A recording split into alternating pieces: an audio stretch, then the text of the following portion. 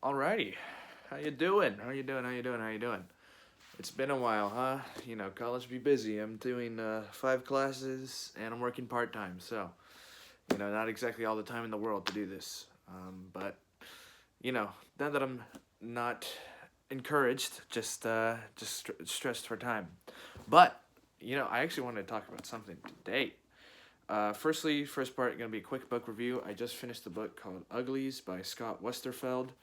It's about I don't know how much is this, like 350-ish pages, and not a lot of words per page. Not super dense reading, but just quick book review. The book review is not even the point of the video, so I'm just gonna make this real quick. It's an okay book. I like dystopian books myself, but I mean I don't think if I think if I didn't, I wouldn't like this book very much because it's honestly like it's a little bit teenagery, if you know what I mean. It's just like it's like baby's first dystopian novel or something, right? Like this is what you would read to get into 1984. But it is pretty. It's not like bad.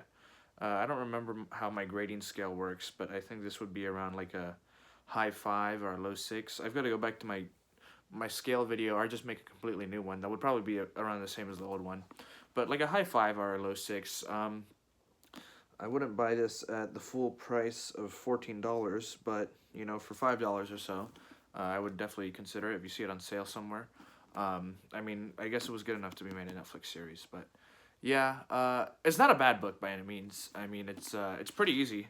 Literally, baby's first dystopian book. Not a lot of complex language, so I mean, if you find it in a little free library, which is actually, I think that's where I found it. I found it in one of the little free libraries. If you don't know what that is, it's basically just something people can have outside their house where people can just drop books and take books from. So it's pretty cool. But it's kind of like the Matrix. It's akin to the Matrix where the actual book itself is not like what's worth talking, but the influence that it has. Like nobody talks about the Matrix for Neo or Morpheus. They talk about the Matrix for like the reality. The Matrix part. So this book is very interesting. Because if you read it and you are somewhat familiar with today's culture, you might be tempted to think that it was written in the last year or past 2 years. This book was actually written in 2006. Now, what's the phenomenon that I'm referencing here that I think is related? That would be LOOKSMAXXING, which is a relatively new thing. But this book was written in 2006, and it has LOOKSMAXXING down. Like, it almost predicted it to a very close scale. I mean, just like to give you a quick rundown of the plot without any major spoilers, there's a girl named Tally, and she lives in this society that is supposed to be very much after our society. It's very far into the future. They never give a specific date, but they look back on us as we would look back on like, you know, ancient Babylonians or Assyrians or something kind of. Maybe not that far back, but maybe like the medieval ages. A little bit exaggeration. But it's a dystopian society where everyone is considered ugly until they turn 16, which they are given a major. And when I say major, I mean literally every aspect of them, like their height, their skin, like they're given a new layer of skin. Like everything about you is changed. Um, you're just completely changed to be what is considered pretty, which is called, the two main classes in society are uglies and pretties. And then it goes even further where you have like new pretties, which are the younger ones, middle pretties, middle-aged people, old pretties, older people, and so on and so on. But, that's not all important. What I think is very interesting is that it talks a lot about what you will hear a lot of looksmaxers talk about. And before anybody gets too mad, I'm not exactly on the looksmaxers camp, but I'm not against them either. Like it's a very ambiguous discussion that I'm about to present to you.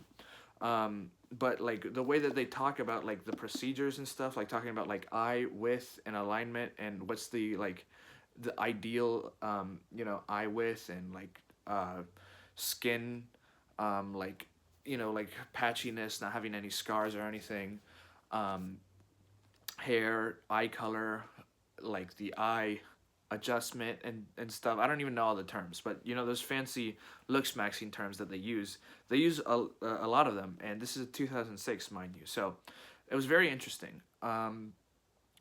And you know, just another thing that's interesting that they talk about is a lot of the stuff that you will often hear the looks maxers say, that like you know we are evolutionarily predisposed to see some people as beautiful and some people as not beautiful, and that we do these judgments very fast, and that it affects our reproduction, who we want to reproduce with.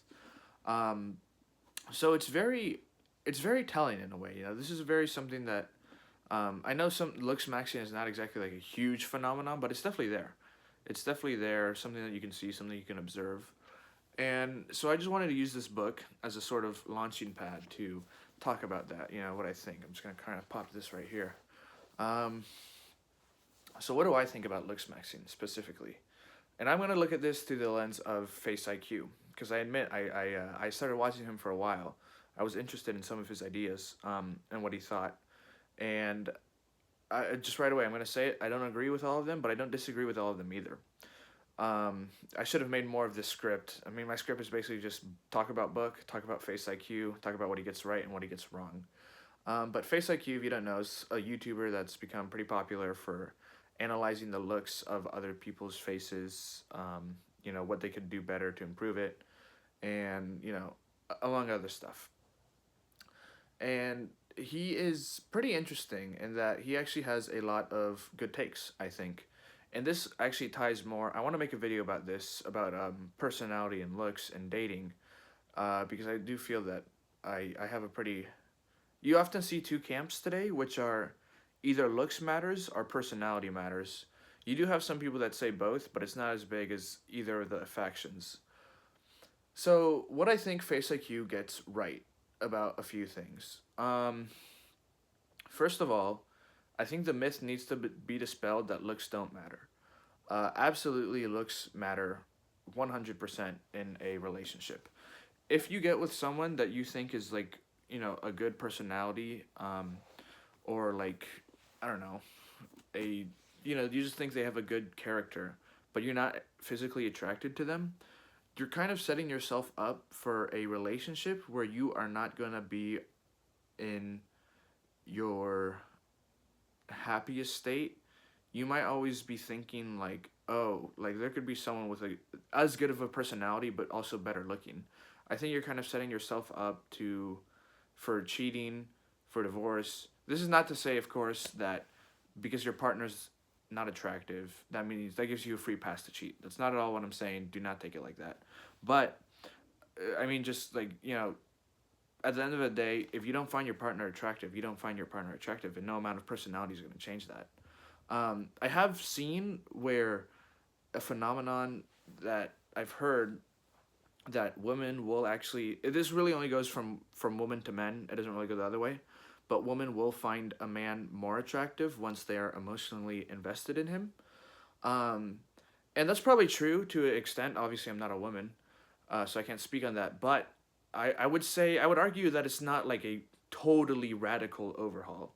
Like if a woman just absolutely thinks a man is ugly, uh, I don't think any amount of like, you know, relationship building is going to change that. Like, you know, it can maybe take in her eyes for a guy from like a 5 to a 7 or something, but I don't think it's going to radically overhaul that. So point being, personality is not going to carry your looks.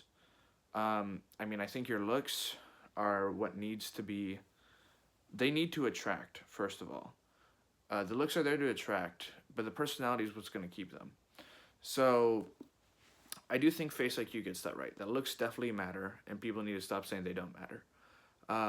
You know, at the end of the day, I mean, I'm not exactly Joe Handsome, but I wouldn't say that I'm ugly either. It's just like, you know, you kind of go where your attractiveness level is about. And I have read, interestingly, that relationships work better when the woman is slightly more attractive than the man than the other way around. So that's interesting. But you know, generally, you want to be shooting for somewhere around whatever your attraction is to what your attraction is. You know, don't be so unrealistic where you're like.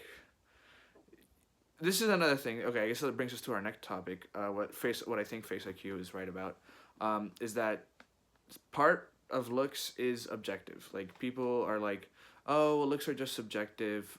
You know, some people are beautiful, some people are ugly in other eyes. You know, beauty's in the eye of the beholder. I think Face IQ is right here when he says that it is objective.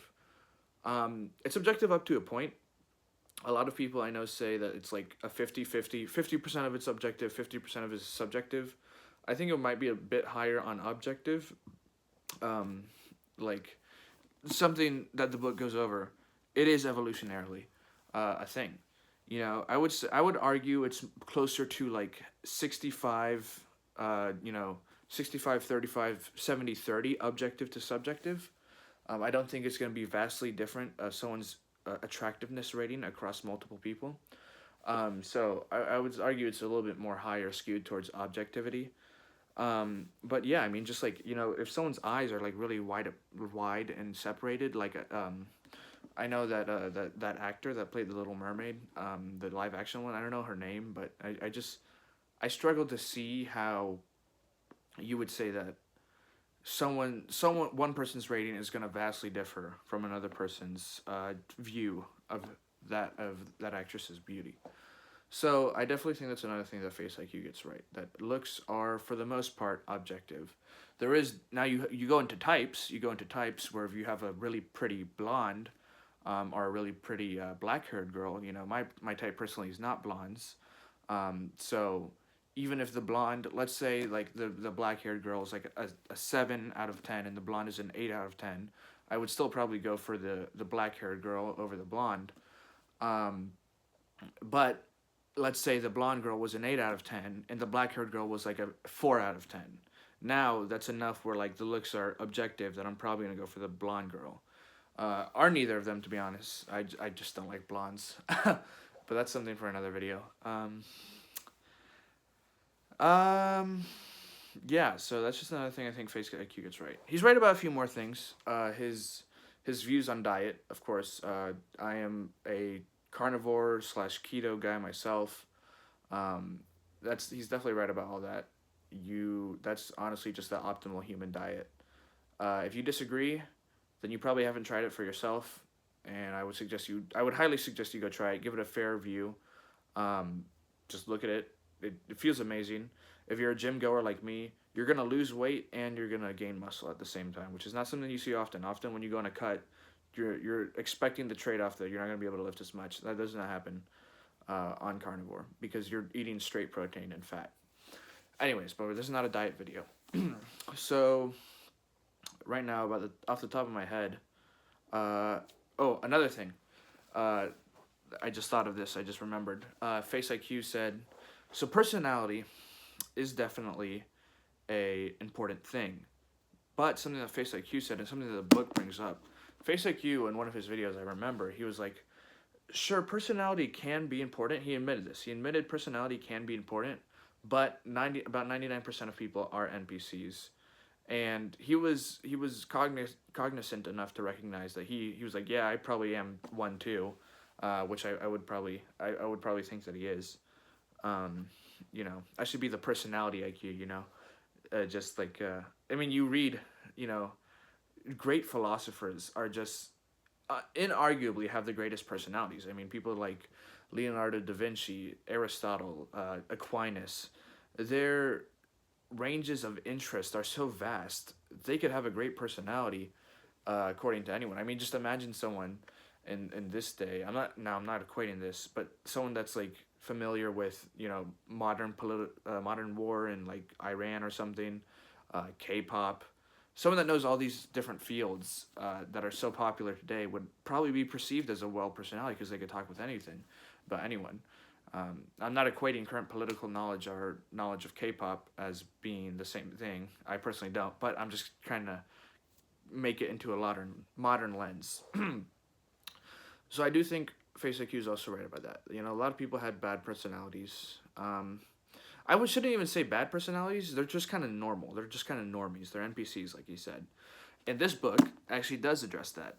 There's a specific section where the main character meets the resistance, and they're talking about how the operation. Now, here's something I should go over. The operation that turns the uglies into pretties, not only does it change them physically, but it changes them mentally as well. Uh, basically, just super long story short, when they go through this operation, there's also this lesion that gets put into their brain that essentially makes them almost like sheep. Like, it really dampens their autonomy. I shouldn't say autonomy. It's more like it just calms them down like so much. Like, just think about a state of perpetual like highness almost. And when they have dialogue with them, that's kind of what you get, right? Like, they're like high or something.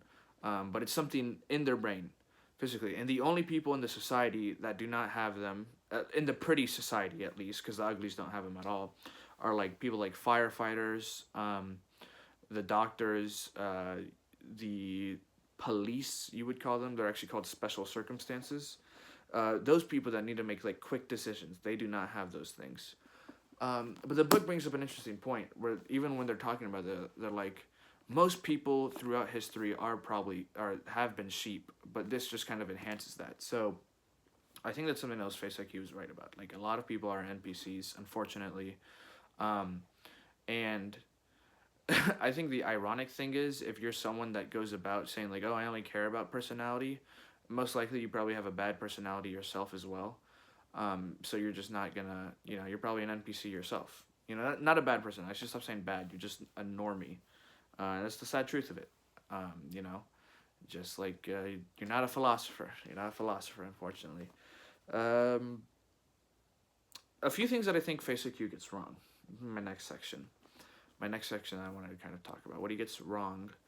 I think that Face IQ gets a few things wrong about certain things. He says that he's more of the camp that he mostly says that personality doesn't matter a lot, which, given his reasoning, is justifiable, but it is definitely something that matters for people that have good personalities, right? Like philosophers, like yours truly. And I just think that, most of the time, you have a lot of very pretty people in society, but once you get to know them a little bit better, they're kind of degenerative, and they're just not someone that you would really see yourself as being all too happy with.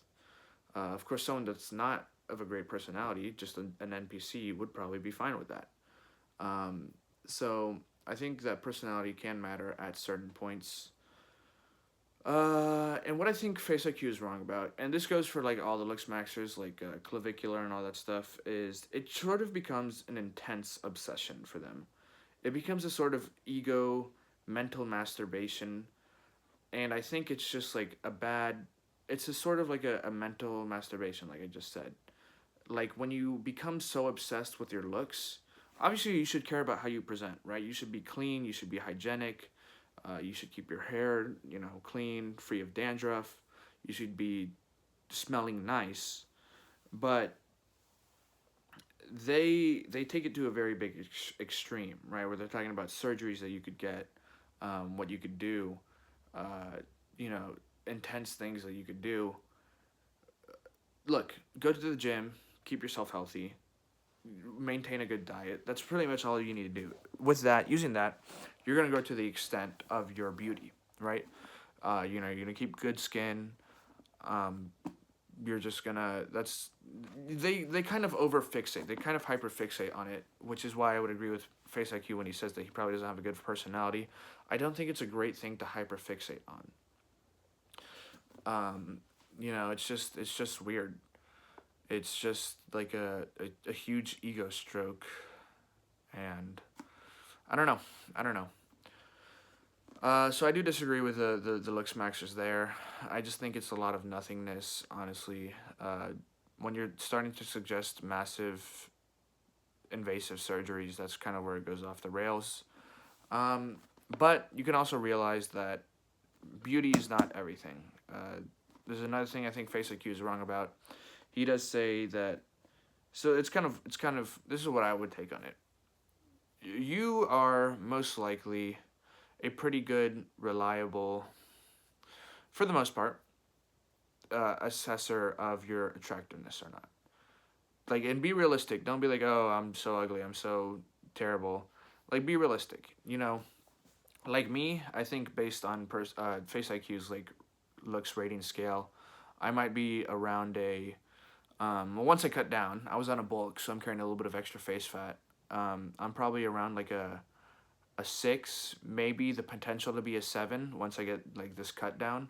Maybe like a 6.5. I'm never gonna be like, oh, I'm a 10. Don't be delusional. But first of all, and if you're not that high, you're not that high. That doesn't mean like unless you're like just so ugly to the point of like whatever.